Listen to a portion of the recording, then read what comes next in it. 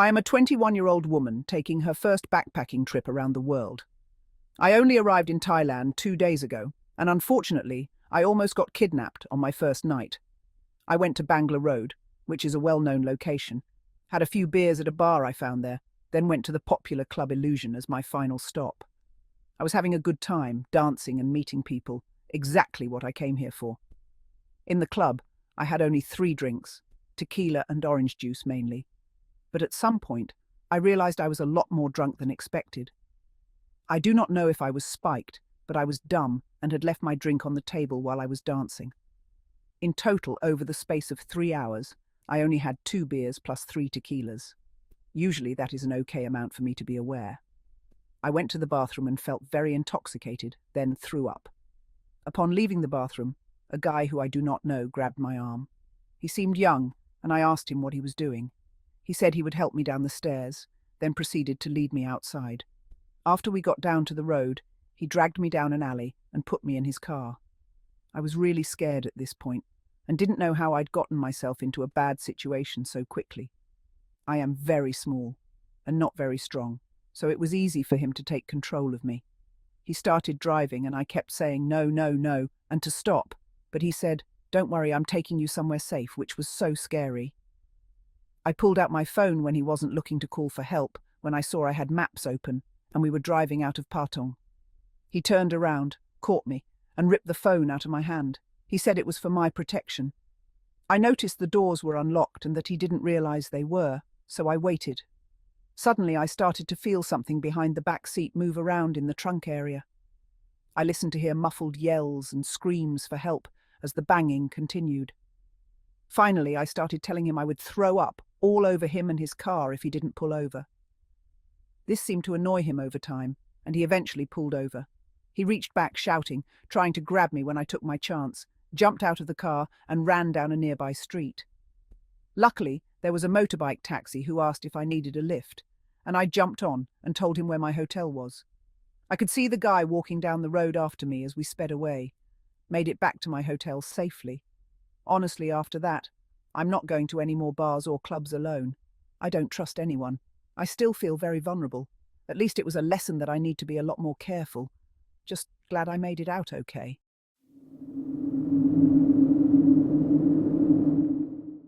Someone tried to break into my house and find me. This story happened 3 years ago, around the time that COVID started. It was early 2020, and I had just gotten a new job in a small town near my area. While looking for a place to live, my sister offered to rent her house to me that she had bought 2 years prior, but she and her husband didn't really take to it. Their commute to work sucked, so they moved out, and the house was uninhabited. Luckily for me, it was actually pretty close to my workplace, around a 40-minute drive, and my sister pretty much rented it for free to me for just looking after the house. I was living there for a solid 2 or 3 months, and had already gotten used to it, when one night after coming back from work and parking my car, I walked towards my door and noticed something odd. There was a cigarette butt on the curb to my house.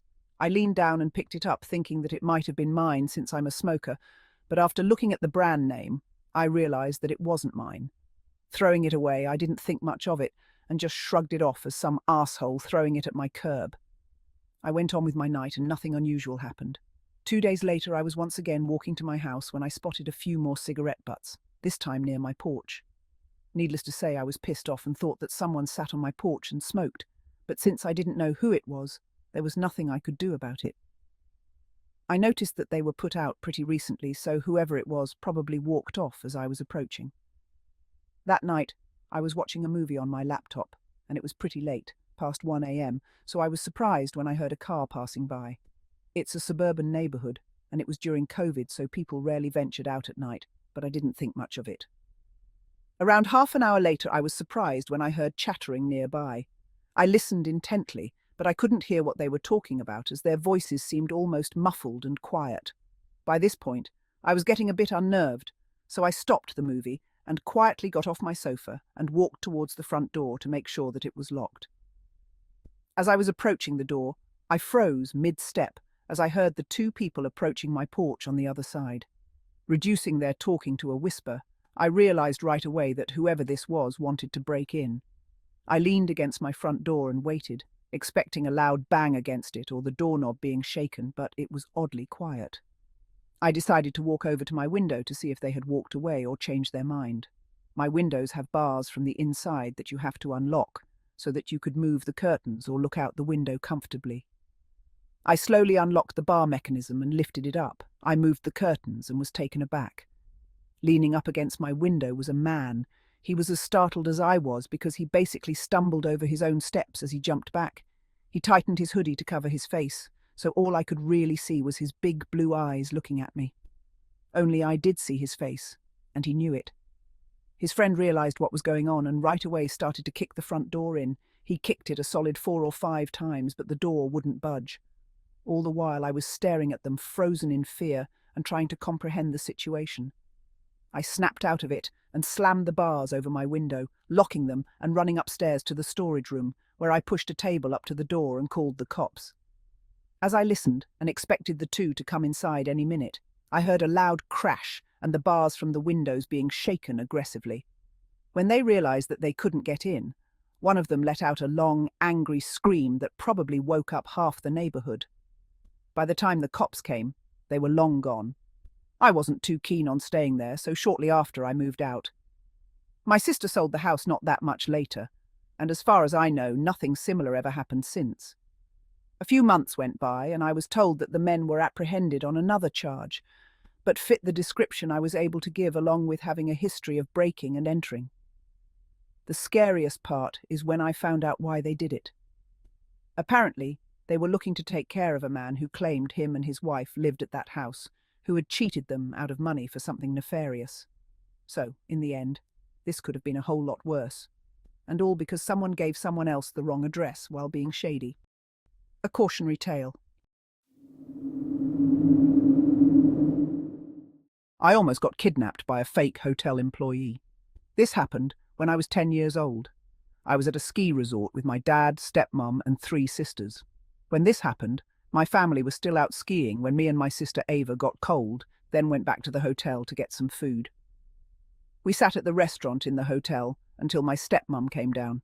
We asked her if she could hold the table so we could go up to the room real quick to drop off our ski jackets.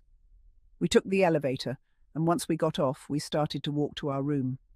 That's when I heard someone behind me go, "Hey!"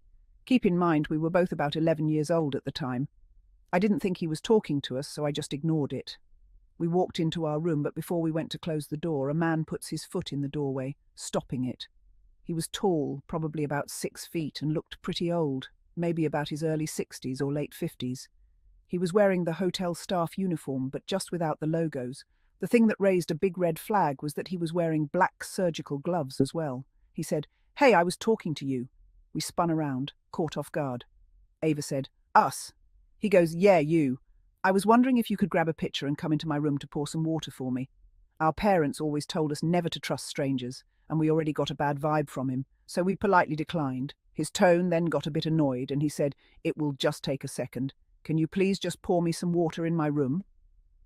At this point, we already knew this wasn't right, so we said no again. This conversation went back and forth for about 3 minutes, until he finally tried to walk into our room. Our instincts kicked in at this point, and we slammed the door shut as hard as we could and knocked him back. I said through the door, "Sir, we are good." Ava and I sat in the hotel room for about 10 minutes, panicking on how we were going to get to our parents because we had left our phones downstairs. We looked out of the peephole. He was gone, so we opened the door a crack, looked around, and the coast was clear. So we bolted down the hallway and back downstairs to the restaurant. Once we told our stepmom, she was mortified and went to office security. They interviewed us and asked for his description, because when they checked the footage, something covered up all the cameras in that hallway specifically. We gave them the description, and they told us that nobody matching it worked there. At that point, it really set in that if we had done anything different, we might not be here anymore. Years later, my stepmother and I discussed this one day, and she told me that she had paid a maid, not long after the incident, who had some information about what happened. She was told this wasn't the first time something like this had occurred at the hotel before. Over the years, multiple children had been confronted by the same man, while some just disappeared from the property altogether, and the hotel, interestingly, always had no footage of the event. She said that she had the maid keep her up to date over the years until she was fired to try to build a case, but there was never any evidence of wrongdoing. What truly got me was that my stepmother was told about a disappearance from the hotel as recently as 3 years ago, right before it closed down for good. I don't know what was going on, but the moral of this story is, please educate your children about stranger danger, and do research wherever you're going to stay the night, location and area, just to be sure.